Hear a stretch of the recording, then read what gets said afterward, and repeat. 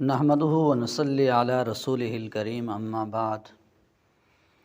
میرے معزز و محترم بھائیوں اور دوستو، ہم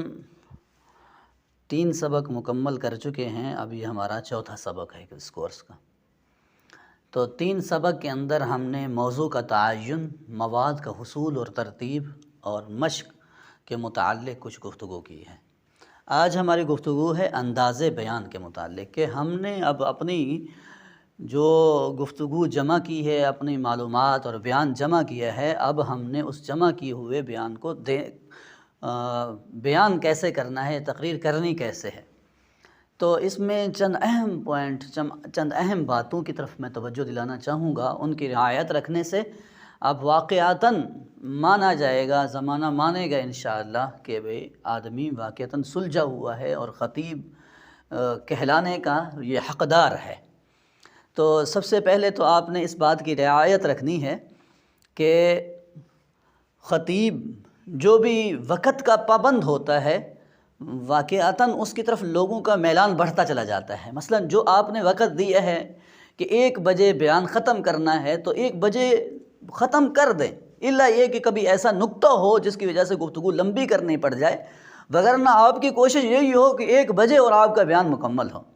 اگر ایسا ہوگا کہ ٹائم آپ نے 1 بجے دیا ہوا ہے، 1 بجے کا، اور آپ 1:20 پر 1:25 پر ختم کر رہے ہیں، تو اس سے وہ لوگ جو وقت کے پابند ہیں، اور آج کل تو آپ جانتے ہیں کہ بھی لوگوں کا زیادہ رجحان، زیادہ توجہ یہی ہوتی ہے کہ یار وقت زیادہ سے زیادہ ہمارا بچ جائے، تو اس لیے پھر ایسے لوگ جو ہوں گے وہ آپ کے مجمع سے ٹوٹنا شروع ہو جائیں گے۔ اس لیے اس کو اگر جوڑنا چاہتے ہیں تو آپ لوگوں کو ایک فکس متعین وقت دیں کہ اس وقت ہماری جمعے کی جماعت کھڑی ہوگی، یا جو آپ کو جلسے کے اندر یا کسی اور پروگرام کے اندر جو آپ کو وقت دیا گیا ہے، آپ اسی وقت کے اندر رہیں۔ اس سے بھی آپ کا وقار جو ہوگا وہ بلند ہوگا۔ اور دوسری بات یہ ہے کہ آپ جب سٹیج پر آئیں تو سٹیج پر آنے کا انداز، لوگ جو بیٹھے ہوئے ہوتے ہیں مجمع میں، تو وہ آپ کے آنے کے انداز کو بھی نوٹ کر رہے ہوتے ہیں، دیکھ رہے ہوتے ہیں کہ کیسے آ رہے ہیں۔ ایسا نہ ہو کہ ایک شلوار کا پہنچا نیچے ہو، ایک اوپر ہو، اور اسی طرح کپڑے ٹیڑھے ویڑھے، یا یوں نہ ہو، بلکہ آپ پہلے ہی سے سنبھل کر بیٹھیں اور پھر وہ سٹیج پر آپ سنجیدگی کے ساتھ تشریف لے آئیں۔ اور اسی طرح پھر آپ نے آتے ہی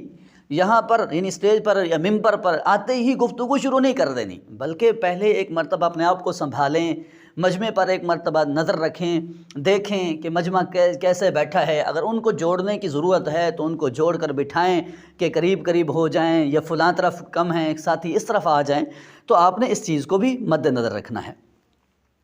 اور اس میں اس بات کا بھی آپ نے لحاظ رکھنا ہے کہ گفتگو کے اندر بالکل عاجزی یا بالکل تکبرانہ جملے استعمال نہ کریں۔ عاجزی یہ ہے کہ مجھ حقیر، فقیر، لاچار، بیکار کو کچھ آتا جاتا ہے نہیں، بس حضرت نے حکم دیا تو ان حضرت کی حکم کی تعمیل کرتے ہوئے میں آ گیا ہوں، اب کوئی غلطی ہو جائے تو معاف کرنا، اس طرح کے۔ دیکھیے، ایک ہے اکابر کا ان جملوں کا استعمال کرنا، تو اکابر کے ان جملوں میں بھی لذت ہوتی ہے، اور وہ واقعتاً وہ درد دل کے ساتھ کہہ رہے ہوتے ہیں، تو وہ ہم خود بھی سمجھ رہے ہوتے ہیں۔ باقی ہم جیسے خطیب کا یا ہم جیسے ایک مقرر کا اس طرح کی گفتگو کرنا، تو وہ آگے والا بھی پریشان ہو جاتا ہے کہ یار یہ تو خود حقیر، فقیر، بیچارہ، لاچار انسان ہمیں کیا بتائے گا۔ اور اسی طرح متکبرانہ جملے بھی نہیں ہوں کہ بھی میں فلاں ایسا یہ وہ، تو درمیانی گفتگو ہو اور اپنے آپ کو سنبھال کر گفتگو کریں۔ اس میں اس بات کا بھی آپ نے لحاظ رکھنا ہے کہ آپ اگر بیان ترنم میں کرنا چاہتے ہیں، یا آپ بیان جو ہے وہ جوش میں کرنا چاہتے ہیں، دونوں انداز معاشرے میں چل رہے ہیں، تو آپ دونوں میں گفتگو کر سکتے ہیں، اس میں کوئی حرج نہیں ہے۔ تو لیکن یہ ہے کہ آتے ہی فوراً اسی ترتیب پر شروع ہو جانا، یہ ایک میری نظر میں یہ ہے کہ مناسب نہیں ہے، بلکہ آہستہ آہستہ آدمی جس روٹین میں شروع ہونا ہے وہ آہستہ آہستہ اس روٹین کو لیتا چلا جائے۔ ترنم میں شروع ہونا ہے تو آہستہ آہستہ اس ترنم میں جائے، اور اگر جوش میں جانا ہے تو آہستہ آہستہ جائے۔ آتے ہی شور مچا دینا اور بالکل جوش شروع کر دینا، یہ جوش حقیقی پھر جوش نہیں ہوتا۔ لوگ کو یہ ہنسنے بھی لگ جاتے ہیں کہ بھی دیکھو آتے ہی پتہ نہیں کیسے ان کو جوش آ گیا ہے۔ تو بہرحال یہ ہے کہ بھی آہستہ آہستہ جائیں۔ اور اگر اس موقع پر مجھ سے ایک مفید مشورہ چاہیں تو میں مفید مشورے کے طور پر، برادرانہ طور پر یہ کہنا چاہوں گا کہ میں نے اپنے شیخ، اپنے استاذ، مربی حضرت مولانا شیخ محمد نواز صاحب سے سنا، فرما رہے تھے کہ جو جیسے بات جو نبی کریم صلی اللہ علیہ وسلم والی بات ہوتی ہے وہ اثر انداز ہوتی ہے، اثر رکھتی ہے، اسی طرح انداز بھی وہی اثر انداز ہوتا ہے، وہی اثر رکھتا ہے جو نبی کریم صلی اللہ علیہ وسلم والا انداز ہوگا یا اس کے قریب تر ہوگا۔ تو اس لیے آپ صلی اللہ علیہ وسلم کا جوش احادیث میں آتا ہے کہ بھی بیان کرتے ہوئے جوش میں آئے ہیں کہ چہرہ زرد ہو جاتا تھا، لیکن وہ جوش حقیقی جوش، جیسے ایک واقعتاً ڈرانے والا ڈرا رہا ہوتا ہے، تنبیہ کرنے والا تنبیہ کر رہا ہوتا ہے، تو یہ جوش آنا کوئی برا نہیں ہے، لیکن وہ حقیقی معنوں میں ہو۔ تو جو انداز نبی کریم صلی اللہ علیہ وسلم کا ہے تو ہم کوشش کریں کہ ہمارا انداز بھی گفتگو کا کیسا ہو، نبی کریم صلی اللہ علیہ وسلم جی کے انداز بیان جیسا ہو۔ اور اس بات کا بھی آپ نے لحاظ رکھنا ہے کہ آپ ہر بات کو اس کا انداز دیں۔ مثلا اگر مومنوں کو خوشخبری سنا رہے ہیں تو آپ کے چہرے پر بھی ایک حشاشیت اور حشاش بشاش ہو آپ کا چہرہ، آپ کے چہرے پر بھی مسکراہٹ ہو۔ اور اگر آپ کسی کو ڈرا رہے ہیں، دھمکا رہے ہیں، تنبیہ کر رہے ہیں تو آپ کا اپنا انداز بھی بتائے کہ اب ڈرایا جا رہا ہے ہمیں، اب ہمیں تنبیہ کی جا رہی ہے، تو آپ ان الفاظ کو، ان باتوں کو اس کا انداز بھی دیں۔ یہ بھی ایک خطیبانہ انداز ہے، یعنی خطابت کی خوبیوں سے تعلق رکھتا ہے۔ اور اسی طرح خطیب جو ہے، لوگ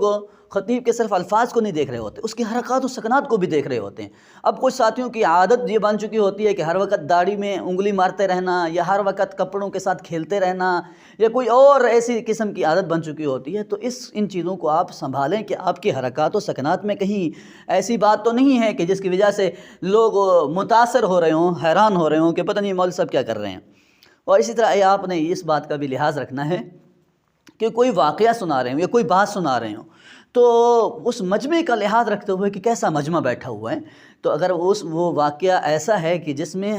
حیا داری کا تقاضا رکھتا ہے تو آپ اس میں حیا داری والے الفاظ استعمال کریں، ایسے نرم الفاظوں میں اپنے اس بات کو پورا کریں کہ بات بھی ہو جائے اور زیادہ واضح اور فحش الفاظ کا استعمال بھی نہ ہو۔ یہ بھی ایک خطابت کی کمیوں میں سے شمار ہو جاتا ہے۔ اور اسی طرح آپ نے اس بات کا بھی لحاظ رکھنا ہے کہ اگر وقت کو ختم یعنی بیان کو ختم کرنے کا اختیار آپ کو دیا گیا ہے تو آپ بیان کرنے کے ساتھ ساتھ لوگوں کے چہروں کو بھی پڑھتے رہیں، لوگوں کی نگاہوں میں بھی نگاہیں ملاتے رہیں کہ ابھی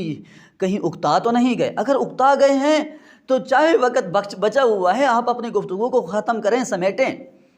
اور ایسا نہ ہو کہ لوگ پھر کل آپ کے بیان میں بیٹھے ہی نہیں کہ یار یہ تو اکتا دیتا ہے، تھکا دیتا ہے، کیا اس کا بیان سننا، چلے جائیں۔ تو اس لیے لوگوں کی اکتاہٹ کا بھی آپ لحاظ رکھیں، اس چیز کو بھی دیکھیں۔ اور اس بات کا بھی آپ نے لحاظ رکھنا ہے کہ کہیں بات چیخ کر نہ ہو، ایسے یعنی مجمع ہے تھوڑا سا اور آپ اتنی اونچی آواز سے بیان کر رہے ہیں کہ وہ 5 میل دور سنائی دی جا رہی ہے، بلکہ مجمع کے اعتبار سے آپ کی آواز کی بلندی ہو۔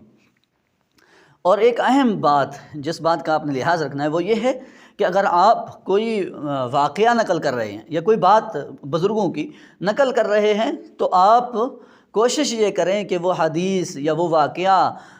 جو آپ نقل کر رہے ہیں وہ باحوالہ ہو، تاکہ لوگ آپ کی اس بات کو آگے بھی نقل کر سکیں، آپ کی بات کو آگے بھی جا کر بیان کر سکیں۔ تو اس کے لیے یہی ہے کہ عموماً جو عام